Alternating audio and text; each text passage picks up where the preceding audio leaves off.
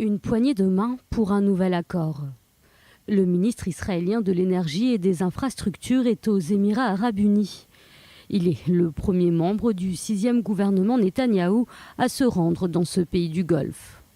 À cette occasion, Israël Katz a participé à une réunion avec ses homologues émiratis et jordaniens en présence du directeur américain de l'unité consacrée à l'énergie et au climat. Dans les lignes de ce nouvel accord, Israël vendra 200 millions de mètres cubes d'eau de mer dessalée par an à la Jordanie. En échange, la Jordanie fournira de l'énergie solaire à Israël.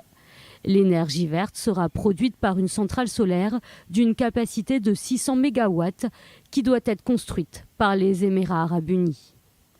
Le ministre israélien a également profité de cette visite à Abu Dhabi pour lancer une invitation à son homologue émirati. Nous avons fait de grands progrès vers la réalisation de ce projet historique. Je l'ai invité à visiter Israël et nous nous sommes mis d'accord sur la coopération entre nos pays dans des projets de promotion de l'énergie et de l'énergie verte. Les accords d'Abraham changent le Moyen-Orient. Israël Katz a dit espérer que la rencontre lundi à Abu Dhabi ne soit que le début d'une grande coopération.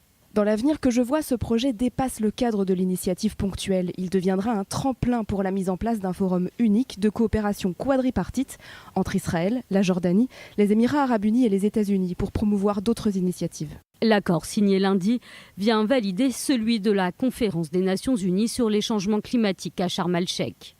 En novembre dernier, Israël, les Émirats et la Jordanie s'étaient engagés à mettre en place des actions concrètes dans ces domaines avant la COP28 qui se tiendra dans 4 mois.